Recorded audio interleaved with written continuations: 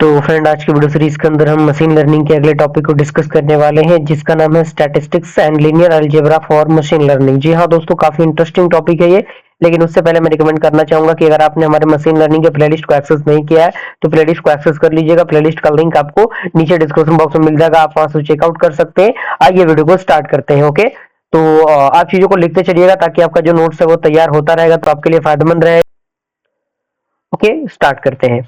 यहाँ पे कह रहा है कि both statics and linear algebra are fundamental to understanding and developing machine learning models। यानी मशीन लर्निंग मॉडल्स को अंडरस्टैंड करने के लिए, डेवलप करने के लिए स्टैटिस्टिक्स और linear algebra दोनों क्या होते हैं, काफी जरूरी होते हैं और काफी फंडामेंटल कंसेप्ट होता है।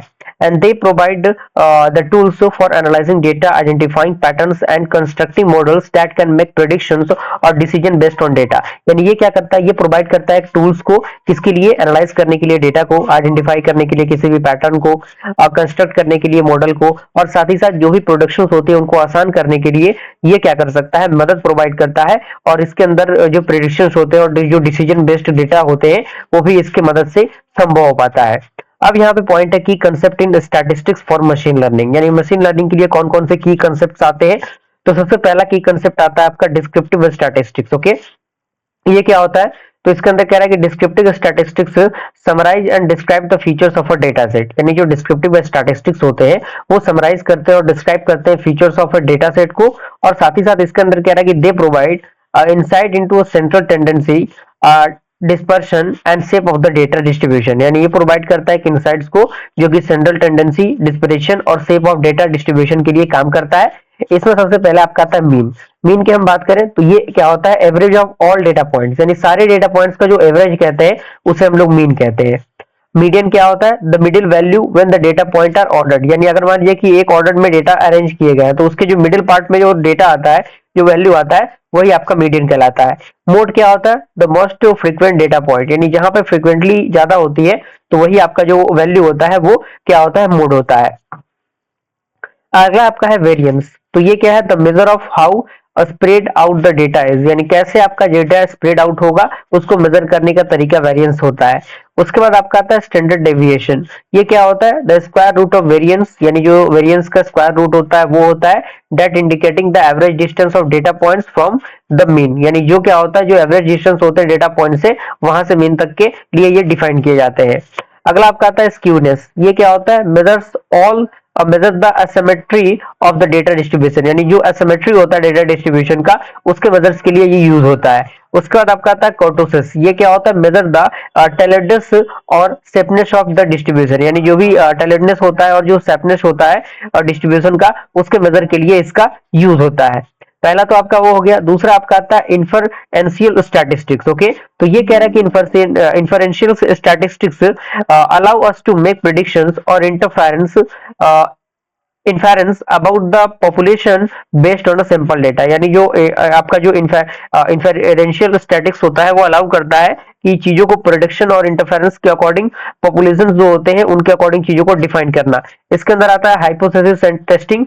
तो ये क्या होता है, ये एक मेथड होता है for testing if there is insignificant data difference between group, और if hypothesis about the data hold true. यानी अगर आपका जो डेटा है ट्रू होल्ड करता है तो जो कॉमन टेस्ट होता है वो इंक्लूड करता है टी टेस्ट को, ची स्क्वायर टेस्ट को और साथ ही साथ अनोवा को। ओके, दूसरा इसके अंदर आता है कॉन्फिडेंस इंटरवल। ये क्या होता है, a range of value within which we expect the true population parameter. यानी ये रेंज वैल्यू होता है जिसमें हम एक्सपेक्ट करते हैं जो ट्रू पॉपुलेशन पैरामीटर होता है, जैसे कि पॉपुलेशन मीन की हम बात करें तो fall with certain level of confidence, that means example is that 95% confidence। okay, तीसरा आपका था पी वैल्यू। ये क्या होता है, measure the strength of evidence against the null hypothesis in hypothesis testing. यानी ये क्या होता है, ये मेजर स्ट्रेंथ करने के तरीके होते हैं जो नल हाइपोथेसिस और हाइपोथेसिस टेस्टिंग के अंदर यूज किया जाता है। और स्मॉल पी वैल्यू जो होता है वो टिपिकली क्या होता है, लेस देन इक्वल टू 0.05 के अकॉर्डिंग रहता है, जो क्या करता है, suggested strong evidence against the null hypothesis. Okay, तीसरा आपका आता है प्रोबेबिलिटी डिस्ट्रीब्यूशन। ये क्या होता है, तो प्रोबेबिलिटी डिस्ट्रीब्यूशन से describe how likely different outcomes are. यानी किस तरीके से अलग अलग आउटकम्स आते हैं। And in machine learning understanding distribution helps in modelling uncertainty in data, यानी मशीन लर्निंग के अंदर जो प्रोबेबिलिटी होता है वो मदद करता है अंडरस्टैंड करने के लिए जो भी अलग अलग डिस्ट्रीब्यूशन होते हैं अनसर्टेनिटी डेटा के अकॉर्डिंग उसके लिए। इसमें सबसे पहले आपका आता है normal distribution, that is often used in modeling neural phenomena where data is symmetrically distributed around the mean. Okay, second is that Bernoulli and binomial distribution, तो use for binary outcomes और counting success in a fixed number of trials, यानी ये use किया जाता है binary outcomes के लिए और काउंटिंग करने के लिए सक्सेसेस को अगर फिक्स नंबर का ट्रायल किया जा रहा है उस कंडीशन के लिए। तीसरा आता है poisson distribution, that is use for modelling count data और event occurring within a fixed interval, यानी इसका यूज किया जाता है मॉडल करने के लिए जो भी आपके काउंट डेटा होते हैं और जो इवेंट ऑफ अकरिंग होते हैं जो कि एक फिक्स्ड इंटरवल के अकॉर्डिंग आते हैं। अगला आपका आता है एक्सपोनेंशियल डिस्ट्रीब्यूशन, तो ये मॉडल्स करता है model time between events in Poisson process like waiting time between customer arrivals. Okay, चौथा आपका आता है कोरिलेशन कोएफिशिएंट्स। ओके, तो ये क्या होता है, correlations major the strength and direction of the relationship between two variables, यानी दो वेरिएबल्स के बीच के जो स्ट्रेंथ होते हैं और जो डायरेक्शंस होते हैं उनको मेजर करने के लिए इसका यूज किया जाता है using the Pearson's correlation coefficient. Okay, इसमें पॉजिटिव कोरिलेशन आता है as one variable increase the other also increase, यानी अगर एक वेरिएबल इंक्रीज होगा तो दूसरा वेरिएबल क्या होगा वो ऑटोमेटिकली इंक्रीज होगा। नेगेटिव कोरिलेशन क्या होता है कि if one variable increase the other decrease, अगर एक बढ़ेगा तो दूसरा घटेगा, तो ये इसका एग्जांपल है। अगर हम कोरिलेशन की बात करें तो indicates a cause and effect relationship, well correlation does not imply cautions. Okay, fifth is that regression analysis, इसकी हम बात करें तो लीनियर रिग्रेशन आता है सबसे पहले, दूसरा आता है लॉजिस्टिक रिग्रेशन, तो models the relationship between a dependent variable and one और more independent variable by fitting a linear equation और ऑब्जर्व डेटा, यानी ये मॉडल करता है रिलेशनशिप को किसके बीच में, डिपेंडेंट वेरिएबल के बीच में और एक या एक से अधिक इंडिपेंडेंट वेरिएबल्स के बीच में, जो वो फिट करता है एक लीनियर इक्वेशन को और ऑब्जर्व करता है डेटा को। लॉजिस्टिक रिग्रेशन की हम बात करें तो type of regression for binary classification, यानी बाइनरी क्लासिफिकेशन के लिए टाइप ऑफ रिग्रेशन होता है that predicting the probabilities of class membership, यानी जो भी क्लास मेंबरशिप होती है उनके प्रोबेबिलिटी को प्रेडिक्ट करने के लिए इसका यूज किया जाता है। सिक्स आता है आपका बेसियन इन्फेरेंस, ये क्या आता है, use the Bayes theorem to update the probability of a hypothesis based on a new evidence, यानी जो भी इसका यूज करता है उसमें जो भी आपके हाइपोथेसिस होते हैं जो कि न्यू एविडेंस पे काम करता है उसको अपडेट करने का ये काम करता है। And it is the fundamental for models like naive and Bayesian networks, यानी ये फंडामेंटल मॉडल्स होता है just like naive Bayes and Bayesian networks which are काफी ये पॉपुलर है क्लासिफिकेशन टास्क के लिए। सातवां नंबर आपका आता है sampling method, that means random sampling, stratified sampling and bootstrapping sampling. Okay, and 8 number आपका आता है स्टैटिस्टिकल मॉडलिंग, तो statical models like linear model and generalised linear models are used to predict outcomes based on data, यानी इसका use basically output को predict करने के लिए किया जाता है। And maximum likelihood estimations like MLE is a method for estimating the parameter of a statistical model. Okay, उसके बाद यहाँ पे इसी के अंदर जो जो हमारा दूसरा टॉपिक था अलजेब्रा फॉर मशीन लर्निंग, क्योंकि हमें स्टैटिस्टिक्स और अलजेब्रा दोनों देखना है, तो यहाँ पे कह रहा है कि algebra plays the fundamental role in machine learning as it provide the tools for understanding and manipulating data models and algorithm that are involved in the learning process, यानी इन चीजों को समझने के लिए जो अलजेब्रा होता है काफी play role important role play करता है मशीन लर्निंग के अंदर, जो प्रोवाइड करता है टूल्स को अंडरस्टैंड करने के लिए जो भी डेटा होते हैं मॉडल्स होते हैं जो एल्गोरिथम्स होते हैं जो इन्वॉल्व करते हैं लर्निंग प्रोसेस के लिए उसके लिए। यहाँ पे कुछ फॉलोइंग अलजेब्रा है जैसे कि आपका लिनियर अलजेब्रा है, तो इसमें वेक्टर एंड मैट्रिसेस आते हैं, तो matrices machine learning often involves data representation as a vector, that means array of numbers, and matrices that means 2D of numbers. अगर आपने प्रोग्रामिंग लैंग्वेज पढ़ा होगा तो आपको कहीं ना कहीं 2D एरे के बारे में अच्छी तरीके से पता होगा। And there are used to represent data points features and parameter in models, यानी इसका यूज बेसिकली रिप्रेजेंटेट करने के लिए किया जाता है जो भी डेटा पॉइंट्स होते हैं, फीचर्स होते हैं, जो पैरामीटर्स होते हैं मॉडल के अंदर उसके लिए। एग्जांपल दिया हुआ कि each data point in a data set must be a vector and a collection of data points can be represented as a matrix, यानी हर एक डेटा पॉइंट जो होता है डेटा सेट के अंदर वो एज ए वेक्टर काम करता है और जो कलेक्शन ऑफ डेटा पॉइंट्स होते हैं उनको एज ए हम लोग मैट्रिक्स रिप्रेजेंटेट करते हैं।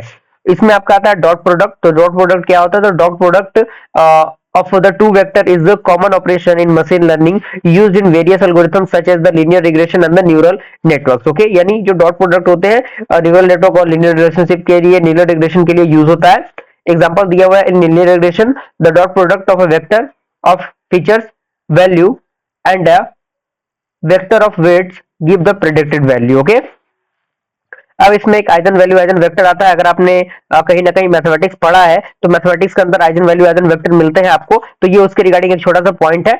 सेकंड आपका आता है मैट्रिक्स ऑपरेशन। तो जस्ट लाइक मैट्रिक्स में अलग अलग ऑपरेशन परफॉर्म होते हैं, एडिशन हो गया, सब्सट्रैक्शन हो गया, स्केलर मल्टीप्लिकेशन हो गया। तो these are used for manipulating data matrices और मॉडल पैरामीटर, यानी जो भी आपके डेटा मैट्रिसेस होते हैं, मॉडल पैरामीटर होते हैं, उनका मैनिपुलेट करने के लिए इसका यूज किया जाता है। एग्जांपल आपका दिया हुआ है, in gradient descent you update model parameter that like weight by adding the or subtracting the value based on gradient।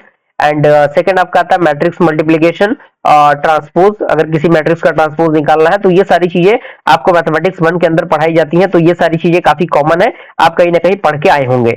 तीसरा आपका आता है सिस्टम्स ऑफ लीनियर इक्वेशंस। इसके अंदर कह रहा है कि in many machine learning programs you may need to solve systems of linear equations. For example in linear equation you might solve a system to find the optimal weight that minimise the error between predictions and actual value. यानी prediction करने के लिए, यानी जो भी errors होते हैं उनको मिनिमाइज करने के लिए, जो प्रेडिक्टिव वैल्यूज होते हैं, एक्चुअल वैल्यूज होते हैं, उनके बीच के जो वेट होते हैं उनको मिनिमाइज करने के लिए, एरर को मिनिमाइज करने के लिए इसका यूज किया जाता है। इसका एग्जांपल दिया हुआ है। चौथा आपका आता है फंक्शंस एंड ट्रांसफॉर्मेशंस। तो फंक्शंस किस तरीके से काम करते हैं, just like linear functions, transformation, काफी छोटे छोटे टॉपिक से आप इजीली समझ सकते हैं। छठा नंबर आपका आता है ऑप्टिमाइजेशन। ऑप्टिमाइजेशन में आपका ग्रेडियंट डिस्टेंट आता है, पार्शियल डेरिवेटिव्स आता है, और सिक्स नंबर आता है प्रोबेबिलिटी एंड अलजेब्रा। ओके, तो ये सारी चीजें पढ़ी पढ़ाई है, कोई नया टर्म नहीं है इसके अंदर। और अदर मैथमेटिकल कंसेप्ट की बात करें तो आपका नॉर्म्स आता है और सिंगल वैल्यू डिकम्पोजिशन आता है, और एक एग्जांपल यहाँ पे दिया हुआ है मशीन लर्निंग के अकॉर्डिंग। अब यहाँ पे आता है कि किस तरीके से ये काम करता है, how statistics and linear algebra help in machine learning.